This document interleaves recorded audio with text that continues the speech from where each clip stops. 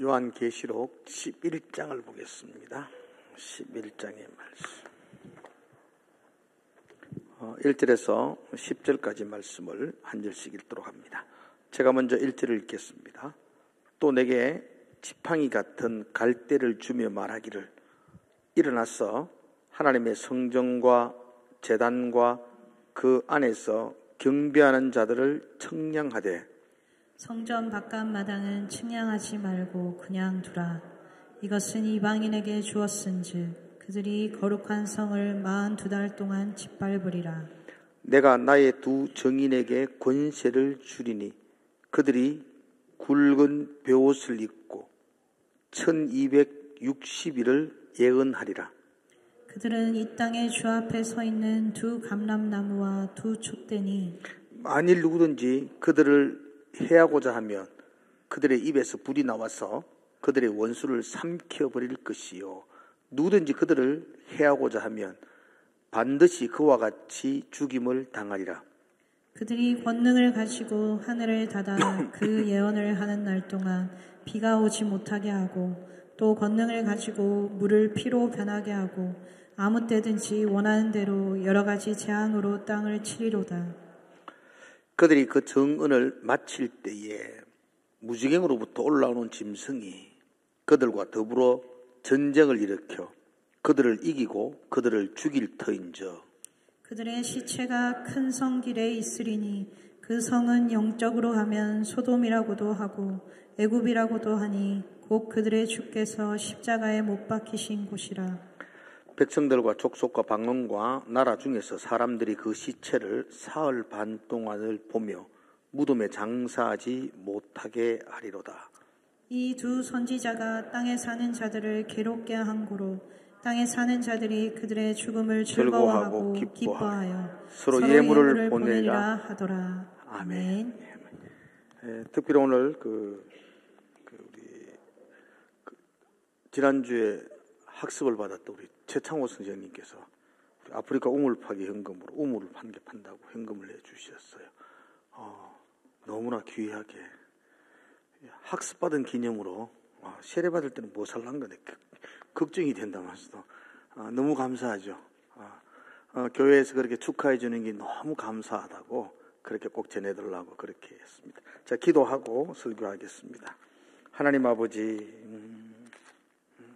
하나님을 알아가고 하나님 안에 있는 것이 너무 기뻐서 주님 앞에 감사하며 귀한 것들로 또 예물을 드리며 귀한 곳에 사용하기 위하여 헌신합니다. 하나님, 마음을 축복하여 주시고 영혼을 붙들어 주시고 강건케 하여 주시옵소서. 특별히 예물을 통해서 정말 물이 필요한 곳에 귀한 생수를 세워놓는 그 값진 일에 사용되게 하여 주시옵소서.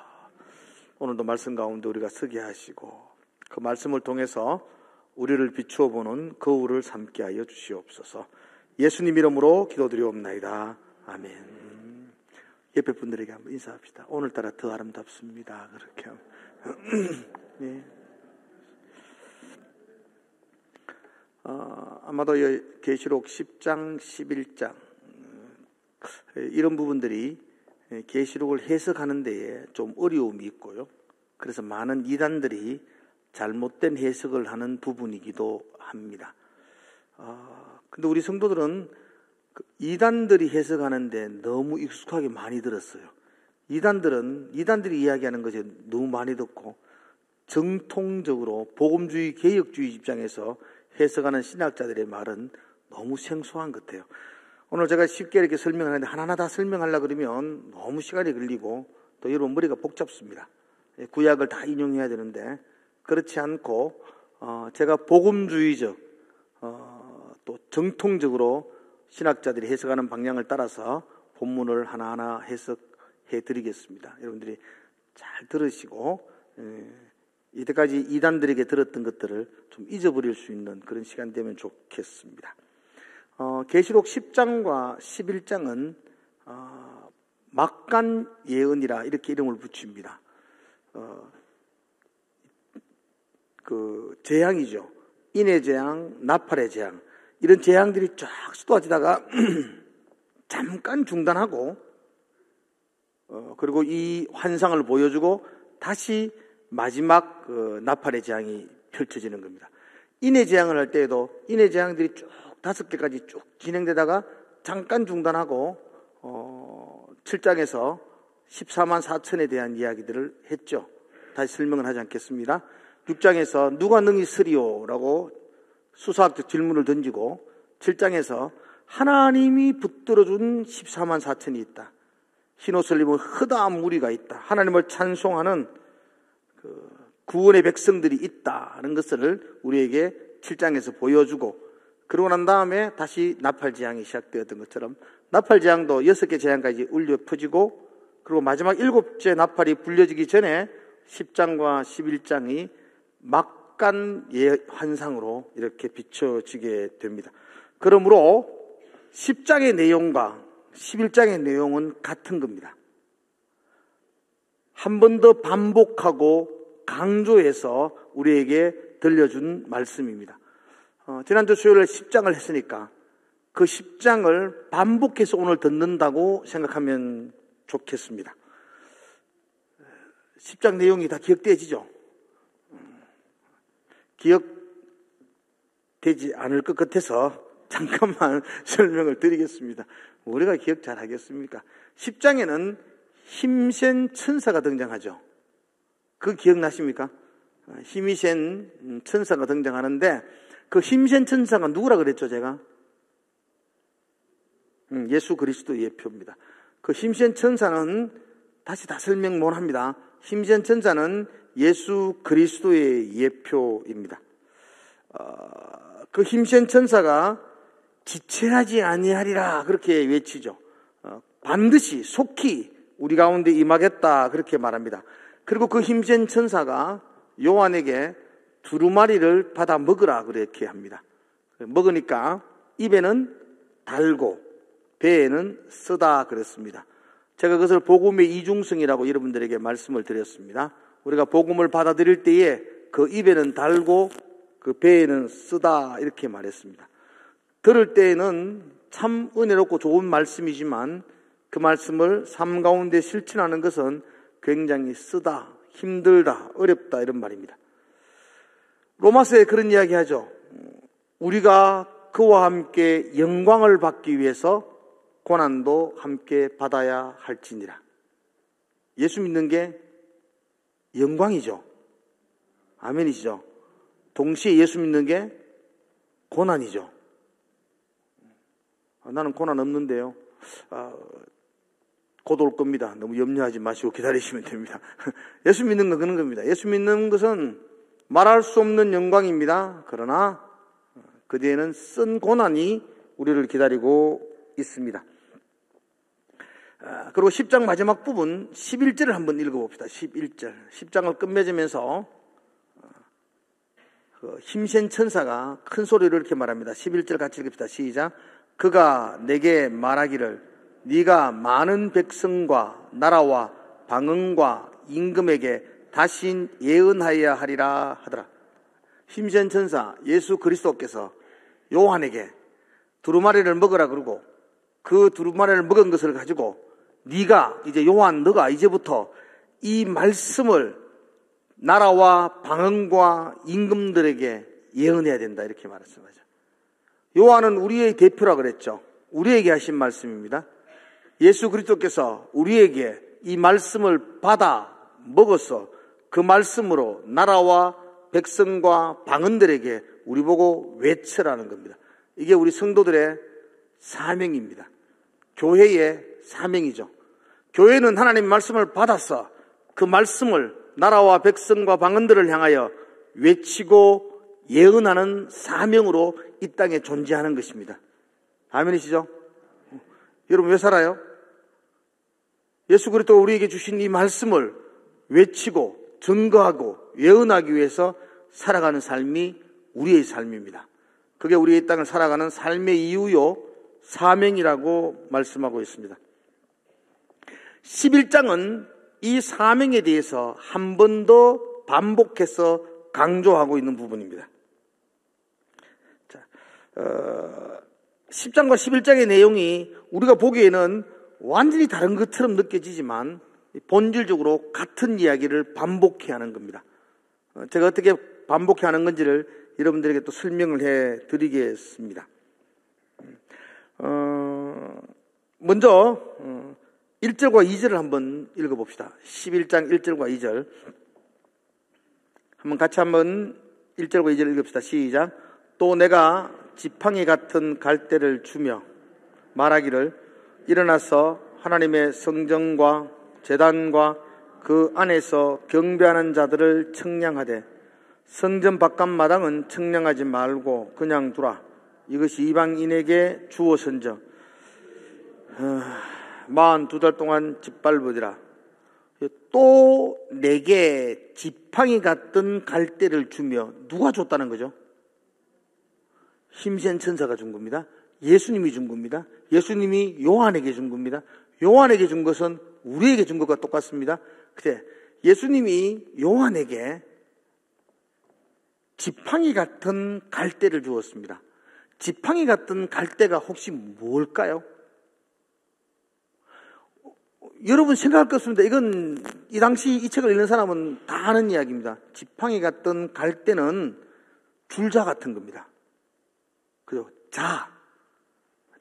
길이 재는 줄자. 이게 지팡이 같은 갈대입니다. 그거로 몇 척 이렇게 재는 겁니다. 그런 줄자를 천사가 예수 그리스도께서 천사가 요한에게 그 줄자를 주었다는 겁니다. 그리고 그가 뭐라고 하시죠? 일어나서 하나님의 성전과 제단과 그 안에서 경배하는 자들을 청량하라 이렇게 말합니다. 청량하라. 그러니까 줄자를 주면서 지금 네 눈에 보이는 이 성전의 길이를 청량하라 이렇게 말씀하고 있습니다. 왜 성전을 청량하라 그러느냐? 이 부분을 좀 더 알기 위해서 성전에 대한 이야기를 제가 잠깐을 해드리겠습니다. 왜 성전을 청량하라 그러느냐? 이 물음을 답하기 위해서 지금 말씀드리는 겁니다. 왜 예수님이 요한에게 야, 저 성전을 좀 몇 센치인지 저기 몇 메다인지 좀 청량해라 라고 하는 이유가 무엇이냐는 것입니다. 성전은 누가 지었죠? 성전을 제일 먼저 지은 사람이 누굴까요? 솔로몬이라고 들어보셨나요? 솔로몬이 성전을 제일 먼저 지었죠. 그 전에 모세가 성막을 지었죠. 성막. 그런데 이제 건물로 된 성전은 다윗이 준비하고 솔로몬 때에 처음으로 지었습니다. 그러나 그 솔로몬이 지었던 그 아름답고 멋지고 화려한 성전이 완전히 무너지죠. BC 586년 남유다가 바벨론에 의해서 멸망당할 때 그 남유다가 바벨론에게 4차례 나라가 망합니다. 하여튼 나라가 4번이나 침략을 받아서 완전히 초토가 되는데 하나님은 이스라엘을 망했다 딱 점 찍는 게 성전이 무너질 때 그때 망했다 그럽니다. 그때가 586년인데요. 그때 성전이 바벨론에 의해서 완전히 파괴될 때에 그때 망했다 그렇게 말합니다. 그때 성전이 완전히 파괴가 되어집니다. 그리고 약 한 70년이 지난 후에 포로로 끌려갔던 이스라엘 백성이 고레스에 의해서 돌아오죠. 1차로, 2차로 3차로 돌아오는데 1차로 돌아올 때 돌아왔던 사람들 중에 지도자가 스룹바벨과 대제사장인 예수아가 돌아옵니다. 많은 제사장들과 백성들이 그들이 1차로 이렇게 예루살렘으로 돌아옵니다. 중심에 누가 있냐면 스룹바벨이 있습니다. 그죠? 이 정도는 기억하셔야 돼요. 스룹바벨이 돌아오는데 이때 그들이 돌아오면서 그들이 소망하고 하고 싶었던 가장 첫 번째 일이 성전을 건축하는 것이었어요. 다 무너졌던 그 성전. 바벨론 강가에서 울면서 예배했던 그들이 다시 돌아와서 제일 먼저 하고 싶은 일이 성전을 건축하는 일이었고 스룹바벨을 중심으로 해서 성전을 짓기 시작합니다. 그게 스룹바벨 성전입니다. 중간에 어려움도 있었죠. 사마리아 사람들의 반대로 약 한 18년 정도 성전 건축이 중단되기도 했습니다. 그러나 그때 학개 선지자, 이런 선지자가 나타나가지고 너는 뜨뜻한 구들짝에 누워 자면서 주의 성전을 짓지 않느냐, 그렇게 책망하고 다시 힘을 얻어가지고 성전을 건축합니다. 그렇게 건축된 성전이 제2성전으로 스룹바벨 성전입니다. 그 스룹바벨 성전은 솔로몬이 지은 성전보다는 좀 초라하겠죠. 포로로 와서 없는 가운데에 중단되고 그렇게 지었던 성전이라서 좀 적기도 적고 초라하기도 하고 볼품도 좀 없는 성전이었습니다. 그게 스룹바벨 성전이었습니다. 그러다가 예수님이 이 땅에 오시기 전 한 20년 전, BC 20년, 그때 이스라엘을 돈으로 사가지고, 로마 정치와 돈으로 사가지고 왕이 됐던 사람이 있어요. 이 왕 이름은 여러분 알 건데 혹시 아세요? 헤롯이라고. 한 번은 들어보셨죠? 유명한 왕입니다. 헤롯 대왕인데요. 헤롯이 왕이 되고, 이 헤롯은 이스라엘 나라 사람 아니었습니다. 에돔 나라 사람이었는데 이스라엘 왕이 되었어요. 그러니까 정통성이 없는 거죠. 그래서 이 헤롯이 이스라엘 백성들에게 환심을 사기 위해서, 사랑을 받기 위해서 이스라엘 사람들이 제일 좋아하는 게 뭐지? 성전이죠. 그래서 초라했던 스룹바벨 성전을 대대적으로 정축합니다. 리모델링을 하죠. 근데 그 리모델링 수준이 아니라 재건축을 합니다. 그것을 우리는 제3성전, 헤롯 성전이라 그래요. 예수님 때 다니면서 막 성전 보고 막 이랬잖아요. 예수님이 성전 뜰에서 가르치기도 하고 막 그랬죠. 논쟁도 하고. 그게 다 헤롯 성전입니다. 그때가 헤롯 성전을 짓기 시작한 지가 예수님이 30살이었으니까 그러면 거의 50년 동안. 헤롯 성전은 한 80년 동안 지었습니다. 음마하겠죠. 짓다 말다 80년 동안 계속해서 화려하게 행각을 꾸미면서 성전을 지어드렸습니다. 그로 인해서 헤롯 성전이 80년 동안 지어져서 결국 AD 70년경, 거의 한 63년경이죠. 죄송합니다. AD 한 63년경에 헤롯 성전이 완성이 되어져요. 헤롯이 지은 성전이 한 80년 만에 완성이 되어져요. 그리고 언제 무너졌을까? 예수님이 예언했죠. 돌 위에 돌 하나도 남김없이 다 무너진다고. 성전이 완공되고 거의 한 7년밖에 못 지냈어요. 그리고 AD 70년 로마의 장군 디도가 예루살렘을 점령하면서 성전을 무너뜨렸어요. 파괴해버렸다고요. 그죠? 그러니까 지금 요한계시록에서 있던 이 성전은 없는 성전이에요. 성전이 없어요.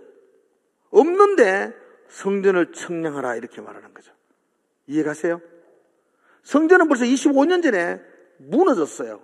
그런데 지금 이 요한계시록에 쓰여지는 시기가 AD 한 95년 정도가 되는데 25년이 성전이 무너지고 한 25년 후에 하나님이 환상 가운데 나타나가지고 너 줄자주면서 성전을 청량하라 그래요. 그게 무슨 의미냐는 겁니다. 성전을 청량하는 것은 구약의 그 앞전에도 있었습니다. 이 계시록을 읽는 사람들은 기억합니다. 앞전에 어디냐면 에스겔서에 있습니다. 에스겔서. 여러분 큐티할 때 에스겔서 보셨는지 모르겠다. 에스겔서 40장에 보면 하나님이 에스겔에게 성전을 청량하라 그렇게 말합니다. 그때 에스겔이 어디 있었냐면 나라가 망하고 그가 포로로 끌려가가지고 바벨론 땅 그발 강가에 있었습니다. 근데 하나님이 환상 가운데 그 바벨론 땅에 있는 에스겔이 나타나가지고 성전을 청량하라 그렇게 이야기해요. 그 무슨 의미일까요? 내가 너를 통해서 이 성전을 다시 세울 거야. 그러니 너가 성전을 청량해라. 청량하라는 말은 설계도를 그려라 이런 말입니다. 설계도 그리면은 집 짓는 거죠. 우리는 설계도 그려놓고도 돈이 없어서 집 못 짓죠. 근데 하나님은 설계도 그려놓고 돈 없어서 못 질 리가 있습니까? 하나님은 설계도 그리면 반드시 집을 짓습니다. 하나님은 능력이 되는 분이잖아요. 그러니까 하나님이 설계도 기리라 이런 말은 집 짓겠다는 이야기입니다. 포로로 끌려가는 에스겔과 그 백성들에게 성전 설계도 기리래. 내가 성전 짓게 해주겠다. 그래서 지은 성전이 아까 말했던 스룹바벨 성전입니다. 지금 요한계시록에서 디도에 의해서, 로마 장군 디도에 의해서 예루살렘 성전이 돌이 하나도 남김없이 다 무너졌습니다. 그랬는데 25년이 지난 후에 하나님이 밤모습에 있는 요한에게 나타나셔서, 야, 힘센 천사가 예수님이라고 그랬잖아요. 제가 나타나가지고, 야, 성전을 재라, 건축 설계해라. 이 말은 무슨 의미죠? 다시 성전을 짓겠다는 겁니다. 이해가셨죠? 그 지금 11장은 예수 그리스도께서 요한에게, 예수 그리스도께서 당시 고난받고 있는 성도들에게, 예수 그리스도께서 우리에게 내가 다시 무너진 이 성전을 짓겠다, 회복하겠다라는 약속을 하는 겁니다. 그래서 청량하라 이런 말입니다. 근데 다시 한번 보세요. 다시 한번 봅시다. 1절 한번 읽어보세요. 1절 시작.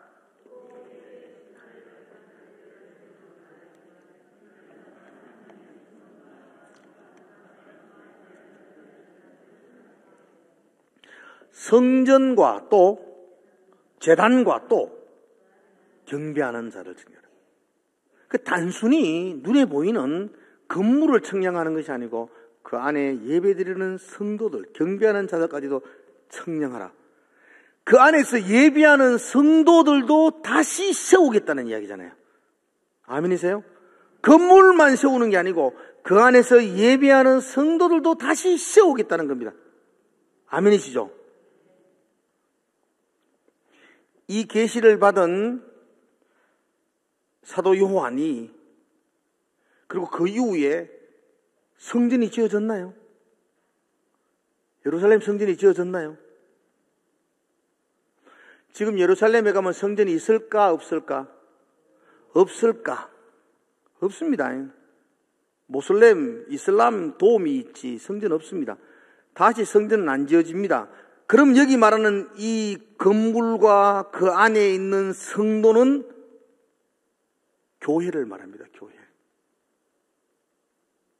제가 해석하는 게 맞죠? 동의를 해주세요. 자꾸. 요즘 이 믿음이 없는 불신의 시대에서 설교하기가 참 힘들어요. 지금 여기서 말하는 거는 지금 예수 그리스도께서 밤모습에 있는 요한에게 내가 너를 통하여, 우리를 통하여서 무너진 이 교회, 이 예배 공동체를 다시 반드시 회복하시겠다라고 약속하는 겁니다. 지금 이 편지를 읽고 있는 사람들을 생각해 보세요. 이 편지를 읽는 사람들. 요한이 소아시아 교회에게 보낸 편지잖아요. 지금 이 편지를 읽는 사람들은 지금 어디에서 이 편지를 읽습니까? 다 교회가 무너진 지하 카타콤에서 이 편지를 읽는다고요. 다 끌려가고 죽음당하고 핍박받는 그 고문의 현장 속에서 이 편지를 읽는다고요. 다 잃어버렸어. 다 빼앗겼어. 다 죽였어요. 다 붙잡혀갔어요. 아무것도 없어요. 그 빈 털터리 가운데 있는데 이 편지에서 하나님께서 약속해 주십니다. 내가 반드시 교회를 회복시키겠다. 하나님. 그럼 눈물이 날까 안 날까? 감기가 할까 안 할까? 얼마나 기쁜 소식이죠. 얼마나 기쁜. 계시록은 그래서 기쁜 소식이라고요. 무너진 하나님의 공동체를 내가 반드시 다시 세우겠다. 네 설계도 그래라. 내가 다시 반드시 네가 그린 대로, 본대로, 그린 대로 이 설계도로 다시 세우겠다. 그렇게 말씀하고 있습니다. 이 교회를 세우는 일을 그 10장 6절에서는 지체하지 아니하리라. 그렇게 말씀하고 있습니다. 이건 우리들에게 동일한 이야기하고 있습니다. 교회를 섬기는 목사로서 가장 큰 소망이 있다면 건강한 교회를 세우는 겁니다. 물론 많이 모이는 교회 세우는 것도 한때는 꿈이었지만 내 힘으로 안 된다는 걸 절실히 느끼고 건강한 교회를 세우는 것, 그건 중요하지 않습니까? 그죠? 그런데 하나님께서 반드시 회복시키겠다고 약속하고 있습니다. 자, 이걸 앞에 10장하고 연결시켜 보자고, 이제 중요하게. 10장에서 힘센 천사, 지금 말했던 교회를 세우겠다고 했던 그 천사, 그 예수 그리스도가 요한에게 뭘 먹였죠? 두루마리를 먹였죠. 두루마리를 먹이고 그 두루마리를 선포하라. 나라와 방언과 백성과 족속들에게 이 예언의 말씀을 선포하라 그랬죠. 그렇게 선포하면 결과가 어떻게 된다고요? 무너졌던 교회가 회복되어진다는 것입니다.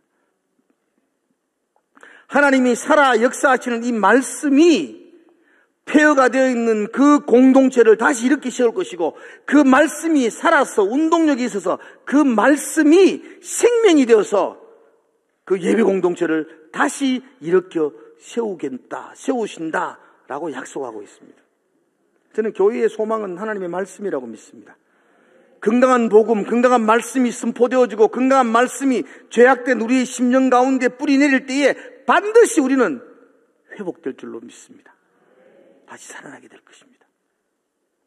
그 약속을 해주고 있습니다. 자, 그리고 이제 2절을 다시 한번 봅시다. 2절, 중요한 구절 한 번 더 볼게요. 성전 바깥마당은 청량하지 말고 그냥 두라. 이것은 이방인에게 주었은즉 그들이 거룩한 성을 42달 동안 짓밟으라. 청량하지 마라라는 말은 무슨 뜻이죠? 그러면은 청량하라는 말은 무슨 뜻이죠? 회복한다는 말이고, 청량하지 마라라는 말은 뭐죠? 회복 안 된다는 이야기입니다. 그렇죠? 그런 관점으로 보는 겁니다. 다시 다른 관점으로 보면,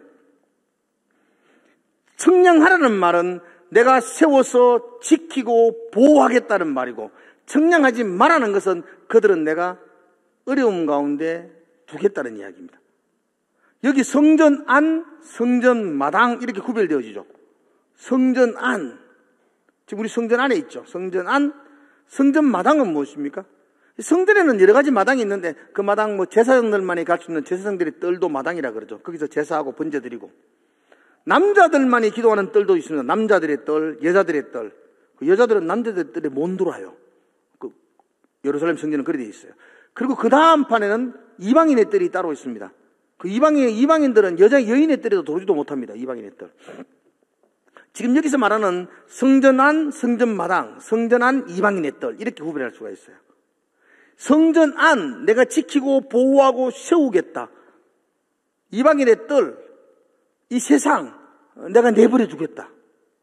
이건 계속 들었던 이야기잖아요. 하나님의 백성들에게 내가 구원을 베풀겠다. 이 세상을 내가 심판하겠다. 이건 계시록에, 이건 그냥 단골적인 말씀입니다. 하나님의 나라와 그 백성들은 내가 붙들고 지키겠다. 세상은 심판한다. 구원과 심판에 동시에 하는 이야기가 1절과 2절의 말씀입니다. 자, 그런데 이 부분을 최근에 책을 읽어보면서 영국의 유명한 신학자 리차드 보캄이라는 신학자가 있어요. 여러분 잘 몰라야 됩니다. 학생들은 꼭 신학생들은 알아야 되는 사람인데, 리차드 보캄이라는 사람이 해석했던 부분들이 참 정통적으로 우리에게 적용적인 부분에서 참 괜찮은 부분들이 같아요. 리차드 보캄은 이렇게 이야기했습니다. 성전 안과 성전 뜰을 외형적으로 보이는 이 구원받은 백성과 심판받을 세상으로 구별하지 아니하고 이걸 다 하나님의 사람으로 본다는 거죠. 그래서 성전 안은 내 내면에, 내 영혼에, 내 심령을 말하고, 성전 바깥을 내 삶의 환경과 조건과 형편을 이야기한다고 그렇게 해석해 놨어요. 그렇게 보니까 그거 참 멋있는 적용이다라는 생각이 들었습니다. 잘 보세요. 하나님은 우리의 영혼을 붙드시고 우리의 내면을 붙드시고 우리의 심령을 붙잡아 주십니다. 그런데 동일하게 우리의 환경과 우리의 삶에는 여전히 어려움과 고난과 박해가 있습니다. 여전히 짓밟힘이 있다는 거죠. 우리는 하나님이 붙들어 주신 그 영성으로 말미암아 영광 가운데에 복음의 영광 속에 살아가고도 있지만, 그러나 다른 한편으로는 이 땅의 삶 속에서 고난과 시련과 어려움을 피해갈 수 없는 삶을 살아가고 있다는 겁니다. 우리의 삶이 그렇지 않습니까? 우리의 삶. 여기 2절에 보면 이렇게 되어져 있어요. 제가 이 본문을 이렇게 주목해보면 이렇게 되어 있어요. 2절에 보니까 잘 보세요. 뒷부분 한번 보세요. 성전 바깥 마당은 청량하지 말고 그냥 두라. 이것은 이방인에게 주어선저. 성전 마당을 이방인에게, 사탄에게 주었다는 겁니다. 주어선저. 그들이, 그 악한 자들이, 사탄이 거룩한 성을 42달 동안 짓밟으라. 그러니까 여기 지금 보니까 거룩한 성, 그 마당도 거룩한 성이라는 겁니다.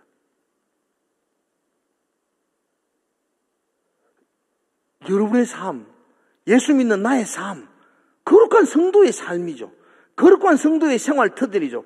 거룩한 성도의 건강이죠. 거룩한 성도의 범사잖아요. 거룩한 성도의 삶의 하루하루 사탄이 그곳을 짓밟고 힘들게 하고 고난 가운데 이끌고 간다는 것입니다. 그래서 우리 이 땅을 사는 동안에 우리의 영혼이 하나님이 보호해 주심에도 불구하고, 하나님의 거룩한 손으로 우리를 붙들어 주심에도 불구하고 우리의 범사, 우리의 삶, 우리의 환경이 많은 고난을 당하는 것들도 보게 됩니다.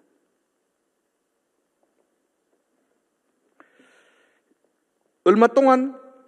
42달 동안. 42달은 제가 좀 이따 설명을 해드리겠습니다. 42달은 제가 설명을 해드리겠지만, 저는 이런 이 일들을 정확하게 해석을 할 수 없습니다. 왜 하나님을 잘 믿는 사람이, 왜 기도하는 사람이, 왜 무릎을 꿇고 눈물을 흘리는 사람이, 왜 새벽마다 깨어 기도하는 사람이, 왜 그의 범사가 잘 안 될 때도 있고 건강을 잃어버릴 때도 있는지 난 해석이 안 됩니다. 그런데 나는 눈으로 봅니다. 그렇게 기도하는 사람들의 가정에 우환이 덮치는 걸 봅니다. 신실하게 하나님을 섬기며 예배하는 성도들의 사업이 휘청휘청하는 모습들을 볼 때가 있습니다. 하나님이 그의 영혼과 그의 마음과 삶을 붙들어 주시는 것을 내가 부인하지 않는데, 동시에 그의 삶의 현장에 수많은 박해와 어려움과 사탄의 조롱과 놀림들이 있는 것들도 본다는 겁니다. 하나님 왜 그렇게 하시죠? 나는 모르겠어요. 왜 그렇게 하는지. 근데 하나님은 그렇게 할 때도 있더라고요. 하나님. 그러므로 여러분들이 이 땅에서 고난당하는 것을 이상하게 생각하지 마십시오. 자녀이면 고난을 받는다. 징계가 없으면 사생하여 참마들이 아니다. 그런 말들 하는데 다 해석은 안 됩니다. 그러나 우리가 이 땅에서 하나님의 은혜의 손안에 있다 할지라도 우리의 삶과 환경 속에 말로 표현할 수 없는 시련도 있다는 것입니다. 얼마 동안? 42달 동안 있다고 그렇게 말합니다. 자, 결론적으로 우리 하나님 말씀을 받아 먹고 그 말씀을 나라와 족속과 방언들에게 선포해야 됩니다. 그때 하나님은 우리의 영혼을 붙들어 주시고 우리를 지켜주시지만 도리어 우리의 삶은 때로는 많은 고난과 어려움 속에 놓일 때도 있습니다. 초대교회 성도들도 예수 잘 안 믿어서 고난받는 게 아니고 도리어 예수 잘 믿어가지고 카타콤에서 원형 경기장에서 그렇게 고난을 받았습니다. 너 그렇게 42달 동안은 그렇게 시련을 겪는다라고 말씀하고 있습니다. 자, 그리고 다시 한번 또 보십시오. 그리고 이것을 좀 더 보충하여 설명하기 위해서 이제 중요한 두 정의를 등장시킵니다. 3절에 볼까요? 내가 나의 두 정인에게 권세를 주리니 그들이 굵은 벼옷을 입고 1260일을 예언하리라. 그렇게 말합니다. 42달이나 1260일은 같은 겁니다. 같은 겁니다. 앞에 아까 똑같은 이야기입니다. 여기서 두 정인이 등장하고 있습니다. 그리고 이 두 정인이 누구냐? 그러니까 5절에 보니까, 그 4절에 보니까 그들은 이 땅의 주 앞에 서 있는 두 감람나무와 두 촛대니 이렇게 말합니다. 여기서 이제 여러 가지 해석을 하는 사람들도 이단들도 많이 나와요. 그래서 이만희는 자기가 두 감람나무라 그러는데 확 비꼬야 됩니다. 아닙니다, 이거는. 두 정인, 두 감람나무, 촛대 다 같은 이야기입니다. 제가 지금 여기서 에스겔서 띄기고 그 스가랴서 복 되고 다 찾아줄 수 있는데 여기는 이 이야기를 스가랴서 나오는데요. 이 이야기는 스룹바벨과 예수아를 상징해서 두 감람나무 이렇게 표현을 했고요. 이 말을 다시 좀 더 정확하게 표현하면 이 하나님의 그 두 정인, 그 정인이 뭡니까? 좀 전에 계속 말씀을 드렸잖아요. 예수님이 우리에게 주신 두루마리를 받아 먹고 외치고 나라와 방언과 족속들에게 외치는 정인이란 말입니다. 누구죠 이게? 누구여야 돼요? 여러분들이어야 됩니다. 여러분들이 외치는 자가 되죠. 이 땅에 있는 그게 우리의 사명이라 그랬잖아요. 이 우리를 말합니다. 그래서 이걸 교회를 말합니다.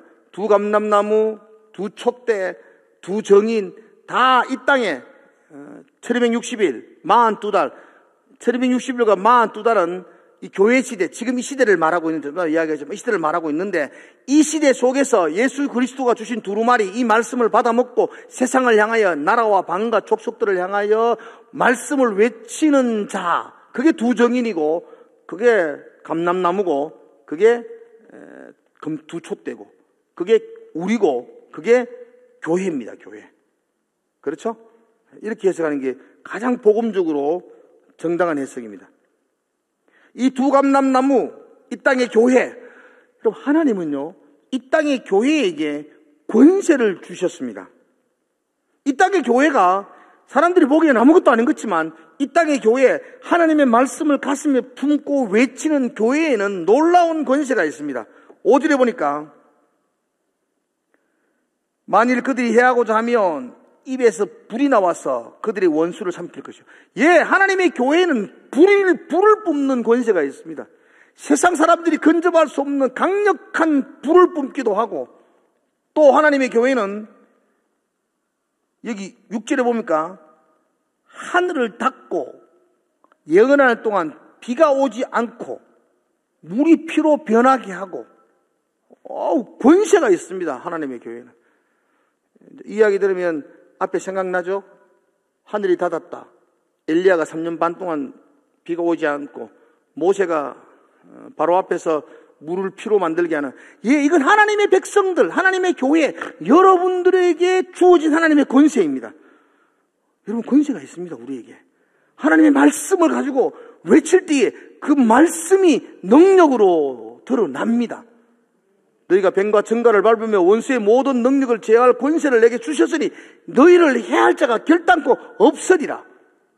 아멘이죠. 우리에게 권세가 있습니다. 그렇죠? 말씀의 권세, 예수의 능력 권세가 우리에게 있다고 성경은 말합니다. 이 땅을 살아가는 동안에. 근데 이제 문제가, 이제 심각한 문제가 7절에 나옵니다. 7절 한번 볼까요? 7절 같이 읽읍시다. 시작.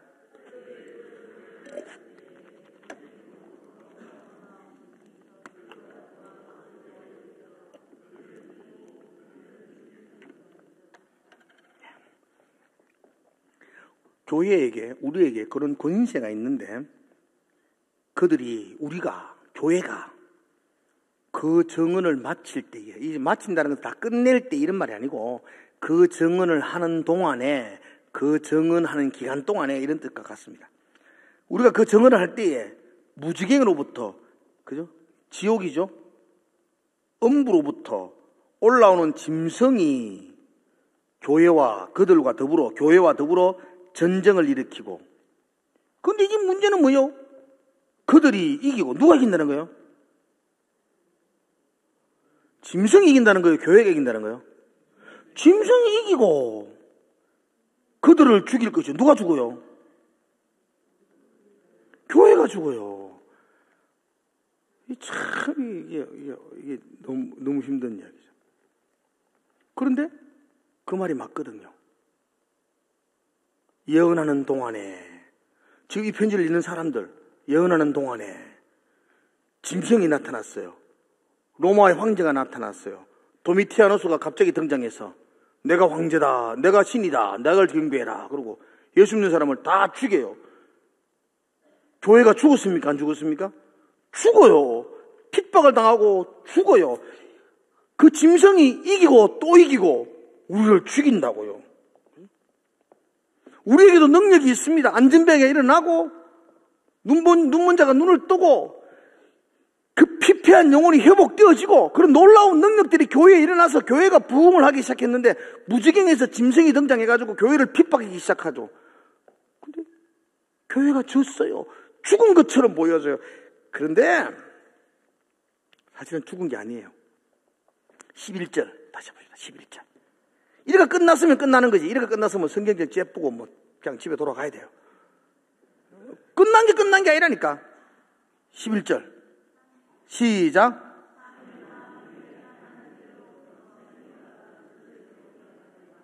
그들이 발로 일어나니 구결한 자들이 아멘.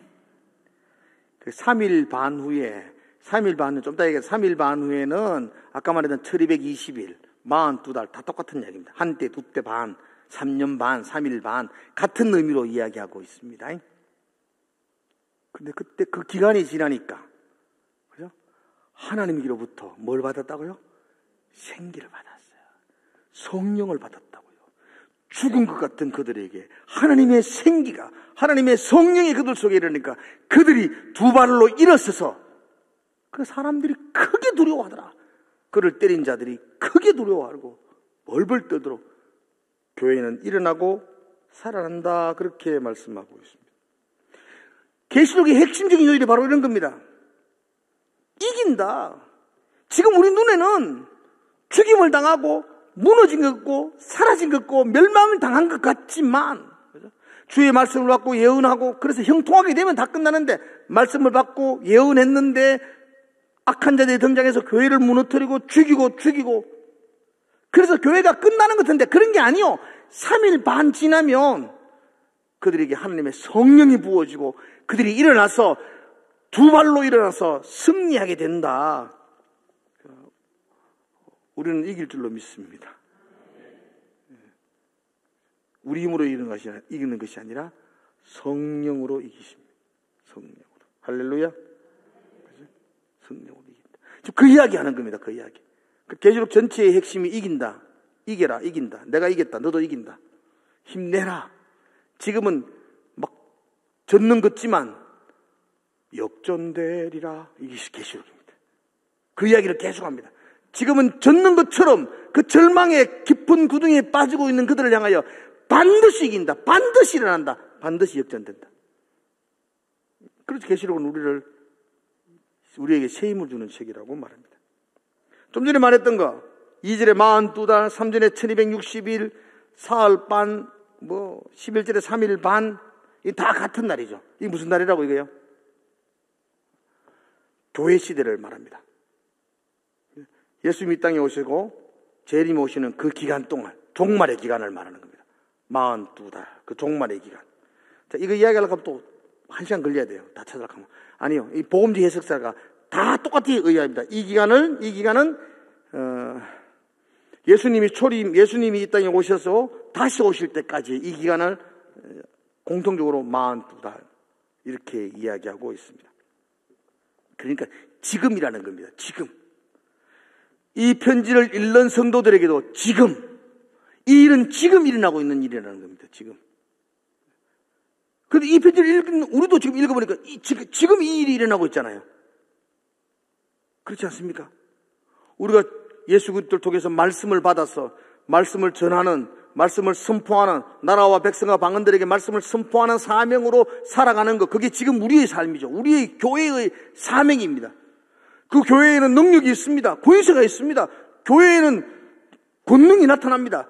그러나 사탄이 등장해서 교회를 박해하고 흔들고 무너뜨릴 때 교회는 여지없이 깨어지기도 하고 죽임을 당하기도 합니다. 그리고 그 죽음에서 끝나는 게 아니잖아요. 성령으로 다시 일어나고 다시 사탄을 무찌르고 다시 승리하게 될 것이다. 그렇게 우리에게도 말씀하고 있습니다. 하나님의 그 성령, 그 하나님의 그 생기가 우리를 살립니다. 다른 것으로 우리는 일어날 수 없습니다. 우리가 받아 먹었던 그 말씀 위에 하나님의 성령의 기름 부음이 있을 때 우리는 반드시 살아날 줄로 믿습니다. 오늘 저와 여러분들이 이 땅에서 어떻게 승리할 수 있는가? 무적행에서 등장하는 그 악한 사탄이 우리를 괴롭히고 죽이고 박해하는 이 혼란한 땅 속에서 우리가 어떻게 살아날 수 있느냐? 주의 말씀을 먹고 그리고 그 위에 성령의 기름 부으심을 받을 때에 그 성령께서 무너진 우리의 마음을 다시 이렇게 세울 줄로 믿습니다. 다시 살아나시기를 축복합니다. 그죠? 우리 다 살아있는 사람들이었습니다. 한때는 꽤 괜찮게 신앙생활을 했었죠. 그러다가 사탄이 우리 마음을 흔들고 무너뜨리고 온갖 번뇌를 가지고 오고, 그래서 하나님을 믿는 예배의 감격과 기도의 즐거움들을 다 잃어버리고 살았던 적도 있잖아요. 그러나 거기서 끝나는 게 우리의 인생이 아니고 다시 한 번 더 우리의 메마른 심령 위에 성령이 부어질 때에 다시 회복되어지고 일어나고 사람들이 깜짝 놀랄 아름다운 그리스도인의 삶으로 회복될 것이다 라고 약속해 주고 있습니다. 이 말씀이 저의 말이 되고 여러분들의 말씀이 되기를 주의 이름으로 축복을 드립니다. 기도하겠습니다. 하나님 아버지, 이 성경의 말씀이 초대교회 그 고난받고 있는 성도들에게 새 힘이 된 것처럼 오늘을 살아가는 우리들에게도 회복의 능력이 되게 하여 주시옵소서. 주의 말씀 위에 성령의 기름 부으심으로 다시 우리의 영혼이 생기를 얻고 다시 일어나며 살아나며 회복되어지는 놀라운 은혜를 우리에게 허락하여 주시옵소서. 그 은혜를 사모하며 그 성령의 기름 부으심을 소망하며 그 성령의 기름 부으심으로 우리가 회복될 것을 기대하며 오늘 기도합니다. 성령께서 이 밤을 인도하여 주시옵소서. 예수님 이름으로 기도드리옵나이다. 아멘.